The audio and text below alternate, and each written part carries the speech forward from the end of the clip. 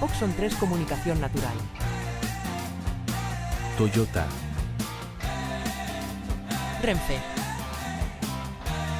Nuevo Espacio Elite. San Miguel. Coca-Cola. Universidad de Oviedo. El Ayuntamiento de Gijón y el Gobierno del Principado de Asturias. Patrocinan la 38ª edición de la Semana Negra. Bueno, vamos allá. Vamos allá. Dícenme que solamente tengo media hora con Esther y con el coloquio. Por tanto, a ver qué fallo aquí, ¿no? Bueno, esta es una novela. ¿Dónde la tenemos? Aquí. Esta es una novela importante. ¿Vale? Es una novela importante. Xiblón es un pueblo, Xiblón, que es el título, es un pueblo de Asturias que no existe. Que se nos dice que es, pero no existe. Mejor dicho, no existía antes de que se hubiera escrito la novela Xiblón. Ahora ya existe, ¿no? Es un pueblo del que sabemos que tiene 14 casas, que viven allí como 90, contando los niños, 90 almas. La gente de Xiblón se relaciona con otros pueblos próximos. Sabemos que está más o menos en el occidente de Asturias, sabemos que está no lejos de la costa, pero en la montaña. Sabemos que Esther es de Belén de la Montaña, que está cerca de Luarca, pero Belén de la Montaña tampoco es Xiblón. Allí hay un pueblo que se llama Texu, con 10 casas, otros son Tezán, Vergir, San Antón, Monterizo, Los Pinales, El Fallar, El Cotarón, etc. Hay Brañas también, como Busfrío. Hay Trashumancia, hay Eitariegos. La gente se relaciona entre esos pueblos, pero se relaciona también a través de la migración con Madrid, con Cuba, con Venezuela, con Argentina. Hay un vínculo ahí de ida y vuelta y también de correspondencia de cartas. Las grandes villas y polas de Asturias no existen en este mundo. Xixón y Ubiu no existen tampoco. Estamos hablando de otro mundo distinto del que habitualmente trata la literatura asturiana y la literatura española y la propia geografía. La xente de Xiblón y de los pueblos se enreda y desenreda constantemente, forma una tupida red de relaciones, de casorios, de amoríos, de líos, de embarazos que llegan a su final o no. Todo en 34 capítulos, casi todos divididos en partes, algunos divididos hasta en 4 o 5. Aparecen 110 personajes que figuran en una lista final, que se identifican con su nombre y sus vínculos. Además de los personajes de carne y hueso, están los personajes sospechados, los que no son de carne y hueso, los que solo ven algunos. Esos algunos son los visionarios, los que tienen capacidad para ver a esos otros personajes. Están los muertos o que van a morir, les encantes, el hombre verde, el diaño, un más allá que forma parte de la trama y hasta la determina. Unos personajes tienen una labor en casa, como miembros de la familia o como criados. Otros tienen oficios autónomos. Está la partera o abortista en su caso. En la Yalgueru aparecen oficios normales que llegan de visita, como el cartero Bernaldo o el quincallero Ramón. Pero son elementos ajenos a la trama interna de Xiblón y de sus pueblos. Están, desde luego, como elementos impostados en ese escenario natural los oficios de orden, como los médicos o los curas o la propia Guardia Civil. Pero religión e iglesia gestionan ciertos ritos, pero todo ese universo está reinado por un ancestral paganismo. La religión es una débil capa ritual. El tiempo en que se desarrolla Xiblón podemos situarlo entre la segunda y la tercera década del siglo XX. En la novela están todas las que podríamos llamar instituciones sociales del campo asturiano. Es como si fuera un museo etnográfico viviente. Aparecen los tratos matrimoniales entre familias, los velatorios, los entierros, el filandón, las follazas, la matanza, el San Martín, la covada, la noche de San Xuan. Están las bromas y les faltrucaes, el ancestral entretenimiento en los pueblos, gastarse bromas. Pero sabemos también cómo se organizaban las escuelas, incluida la contratación de maestros. Están tomados aquí y allá, pero con fidelidad, las canciones, los versos, los dichos, incorporando tal cual son esos fósiles vivientes de un tiempo ya ido. con su enorme potencial para evocarlo. Hay recetas para comidas, pero también para enamorar. Hay ritos curativos, hay ritos para embrujar y para desembrujar.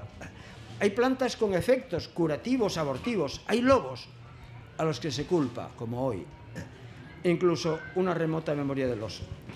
Y están especialmente cruzando todas las historias, armándolas y desarmándolas, uniéndolas y mezclándolas, dándoles intensidad, cargándolas del combustible y de las pasiones proscritas, prohibidas, de las prohibiciones y sus respectivas transgresiones, del pecado en suma, los modos desbordados del amor natural. Esther, en ese relato, no interviene ni como proscriptora, no proscribe, no prohíbe, ni como prescriptora, no indica que sea lo bueno. Pero por si acaso se salva con ese título, Menudo Putiferio. En mi opinión, un título innecesario, porque no hay tal. En realidad está relatando los fondos de armario del mundo rural de Asturias, del mundo rural de nuestra región, pero del mundo real de nuestras vidas también. Demasiado denso quizás, desenfrenado tal vez, pero a pesar de la exageración propia de la parodia literaria, que exacerba los rasgos en la dación de cuentas de lo que hay, es real como la vida misma. Atención, no digo real como la vida rural misma, sino como la vida. Chiblón es una célula, a lo mejor algo excitada, pero es una célula de la vida en general, aquí y ahora también. Bueno, al principio de la novela alguien lleva una caja metálica que no se sabe qué guarda, ya no se vuelve a hablar de ella hasta el final, pero cobra sentido al final. Pero ese es el hilo conductor, que actúa más bien como una puerta de entrada y de salida a la historia de historias entrelazadas que aquí se desarrolla. La novela está contada por un relator innominado, o sea, que lo sabe todo, pero sin entrar en psicologismos. Además, Esther le da en ocasiones la voz a algunos personajes para que sean ellos mismos los que cuenten. Son recursos narrativos sofisticados, no son nada comunes, pero al propio tiempo son recursos narrativos que, tratados por Esther, se convierten en naturales. Otras veces son las cartas que se entreveran. Bueno, la seña de identidad de la maestría está en el modo en que todo eso se combina. Con esa sencillez propia de la sabiduría verdadera, los capítulos y sus partes tienen brevísimos títulos que actúan, digamos así, como finchos, demarcando, llenando al lector.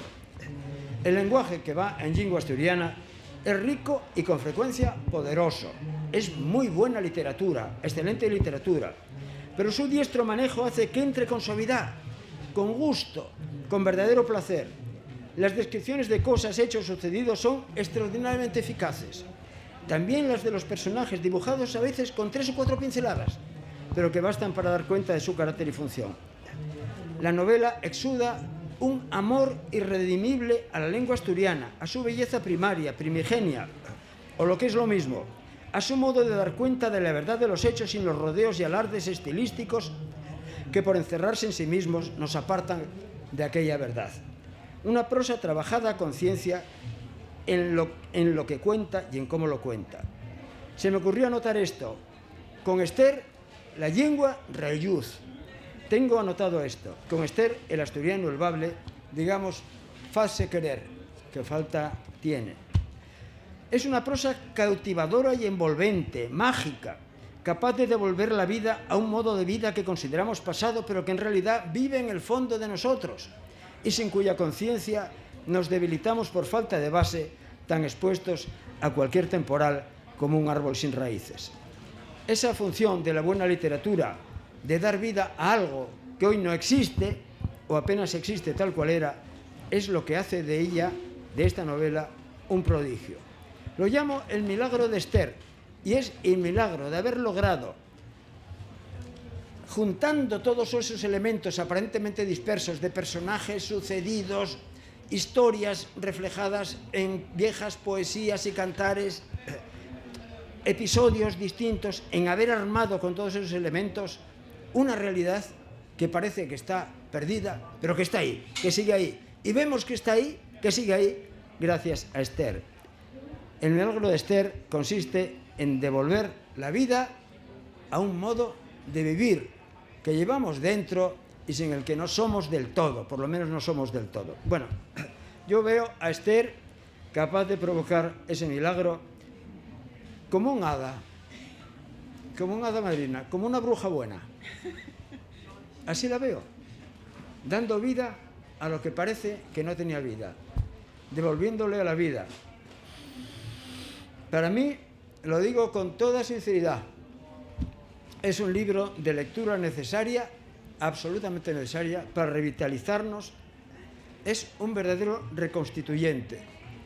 Y en mi opinión, y en esta frase ya arriesgo más, nace ya como un clásico. Y tendremos ocasión de comprobarlo. Y encima, caramba, es endemoniadamente divertido. Es mucho más divertido y mucho más verdadero que La Isla de las Tentaciones. Pero bueno, esto era el síntesis del desarrollo que tenía para consumir toda la media hora y lógicamente no puedo hacerlo. El libro cuenta con un prólogo que es de Aurelio González Obies, que vale mucho más de todo lo que acabo de decir. El libro, obviamente, no suelo expresarme así, me ha fascinado, volveré a él para divertirme, para pasarlo bien, para aprender de la vida, para entender la vida, para saber más de Asturias. Y por tanto, se lo recomiendo a todos. Muchas gracias.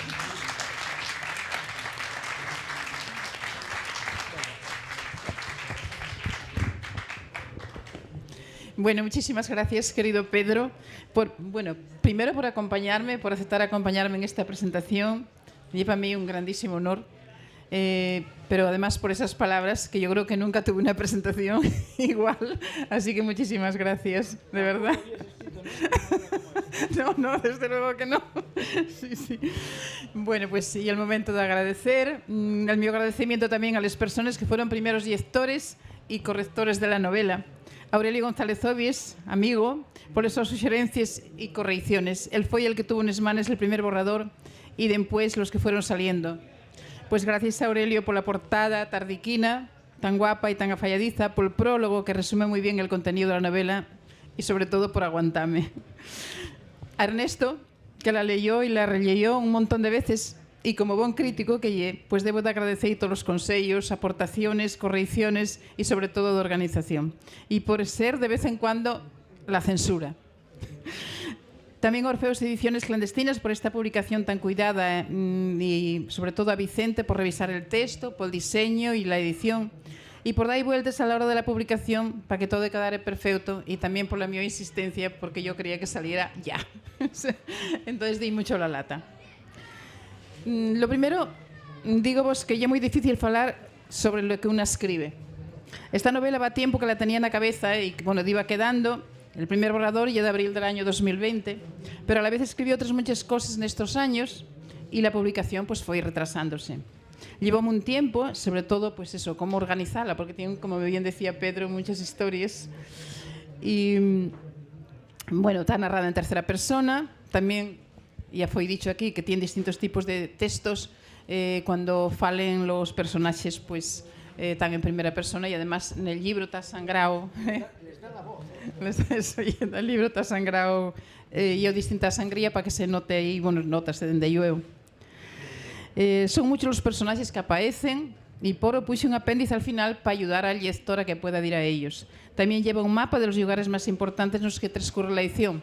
Ese mapa en un principio llevaba los montes, porque transcurre un lugar de montes y ahí, bueno, ves un poco plano, pero en fin, puede ser cualquier pueblo de Asturias, cualquier aldea, ¿no? Esta novela transita, digamos, entre dos dimensiones, la de la memoria vivida, los recuerdos, lo que sentí contar en aquellos xuntes familiares, los filandones, donde los nenos, aunque aprovechábamos para xugar, también escuchábamos tras la puerta lo que se falaba na cocina, e son cosas que nos escaecen. Les familias, dende moi antigo, custodiaban historias que mezclan lo real e lo fantástico. Relatos compartidos que pasaban de xeneración en xeneración, como advertencias, consuelos o explicaciones máxicas a ciertos sucesos, enfermedades o desgracias.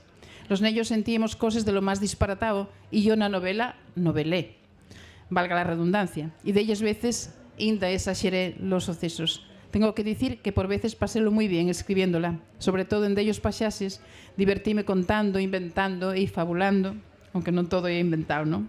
Agora os personaxes ya son para mí familiares. Hay que tener en cuenta que la memoria procesa lo vivido, lo escuchado, lo visto, los recuerdos, pero a la su manera.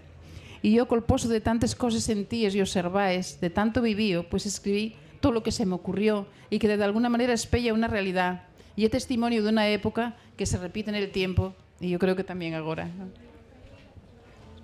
Esta novela no solo cuenta unas cuantas historias, también documenta una forma de vida en muchos casos hiperbolizada o caricaturizada.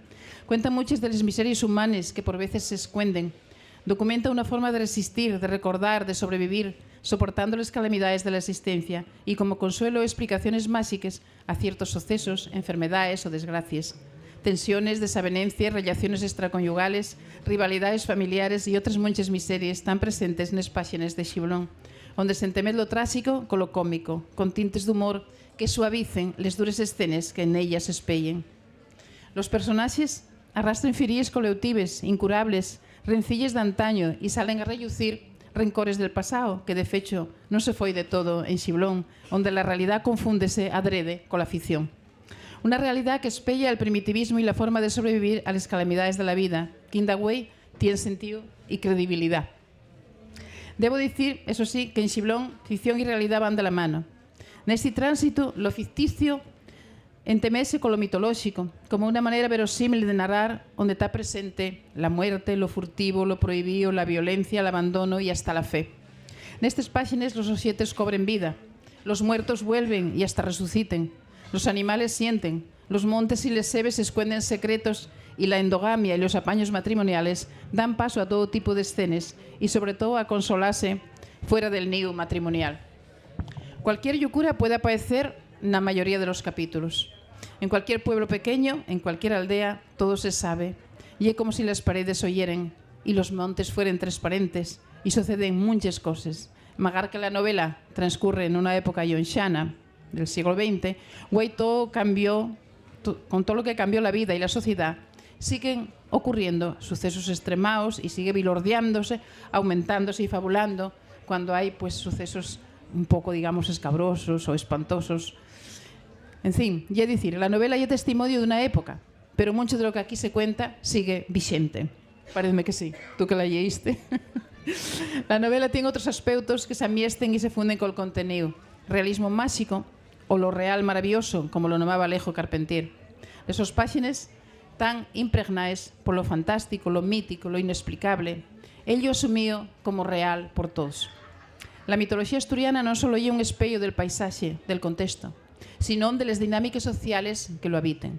La falta de movilidad, la transmisión oral y la memoria compartida proporcionan la aparición de mitos locales, leyendas familiares y figuras sobrenaturales que dan sentido en todavía agora a lo inexplicable.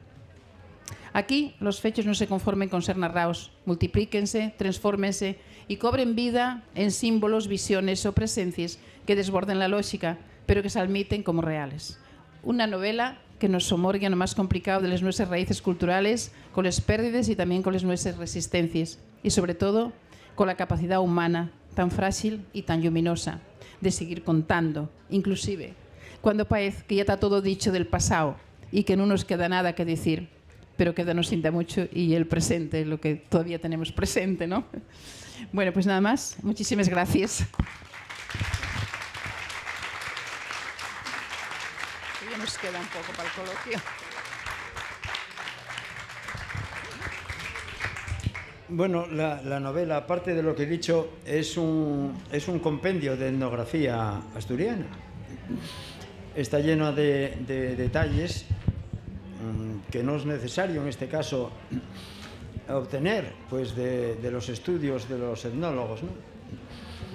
Por ejemplo, ¿qué significado tiene, algunos no soy capaz de descifrarlos, qué significado tiene el atar el pañuelo por abajo o por arriba?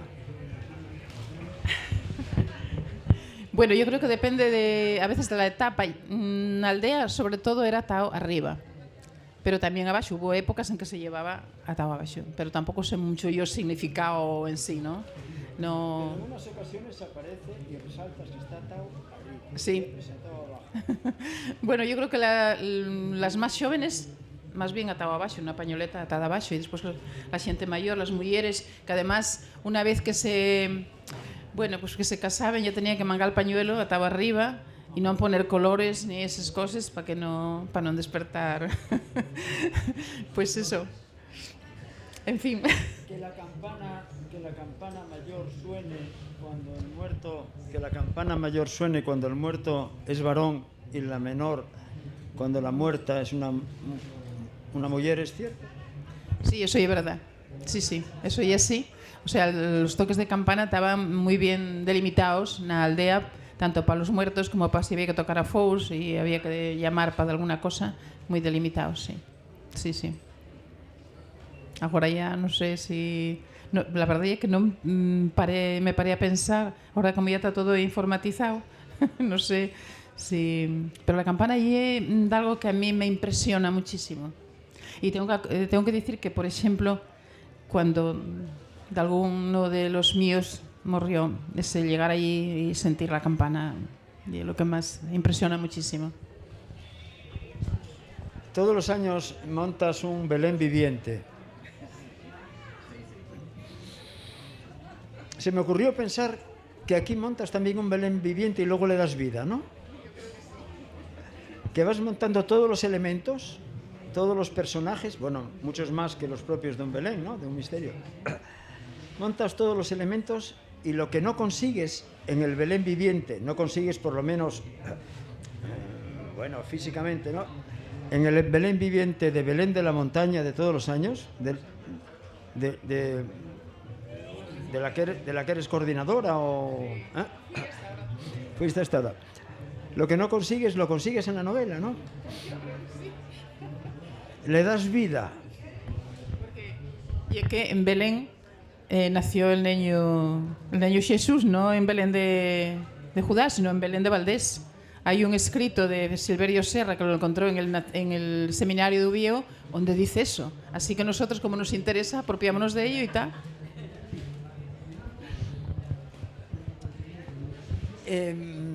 Bueno, todo es verdad y todo es mentira en ese relato enorme, ¿no? ¿En algún momento te pareció que te sentiste avergonzada de haber producido tanta transgresión, tanto pecado, digamos así? Bueno, una persona que cuando lo leyó por primera vez dice, uff, Esther, dice, nadie va a pensar que esta novela la escribiste tú. Y es completamente distinto a lo que, bueno, pues a lo que escribía, no sé, la poesía es distinta. Tengo también mucho relato curto, pero bueno, era la primera.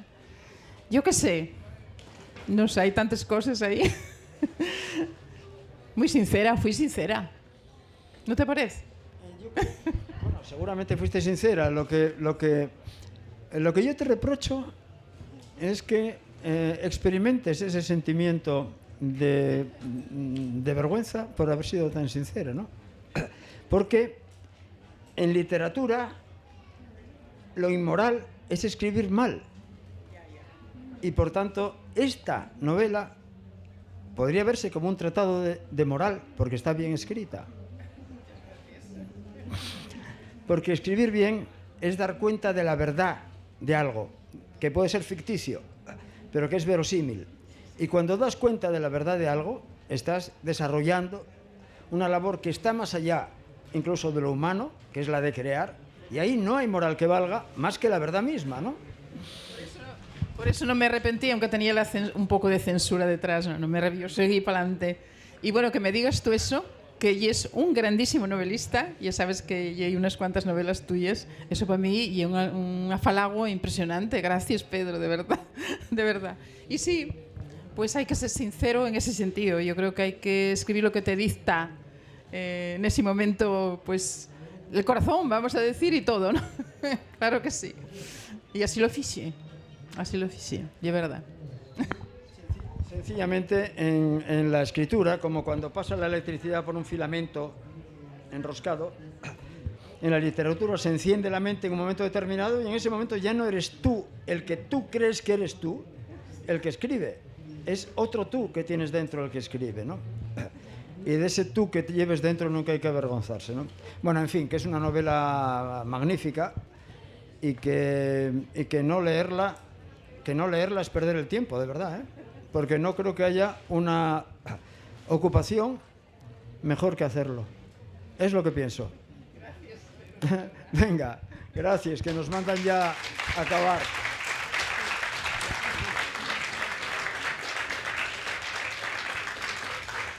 Bueno, pues muchísimas gracias a todos los presentes y un placer tener aquí tantos amigos y amigues. Y bueno, gracias con este día por venir a escucharnos. Y bueno, tenemos ahí la novela, por si alguien quiere llevarla firmada. Y aseguro que yo creo que se van a divertir, Pedro. Así que, y es recomendable. ¿Cómo no la voy a recomendar? Y Pedro también. Ya lo dije, endemoniadamente divertida. Sin perder el tono trágico de la existencia misma. Esa es la cuestión. Y por tanto ahí está la vida. En encontrar lo endemoniadamente divertido en la propia tragedia de la existencia. Ahí está todo. Y desde luego nadie se la debería perder, vuelvo a decirlo. Venga. Muchas gracias, Pedro, de verdad. Muchísimas gracias. Dame un beso. Muchísimas gracias. Bueno, ahí en esa mesina de atrás voy a firmar si alguien la quiere llevar. Oxon 3 Comunicación Natural. Toyota. Renfe. Nuevo Espacio Elite. San Miguel. Coca-Cola. Universidad de Oviedo. El Ayuntamiento de Gijón y el Gobierno del Principado de Asturias. Patrocinan la 38ª edición de la Semana Negra.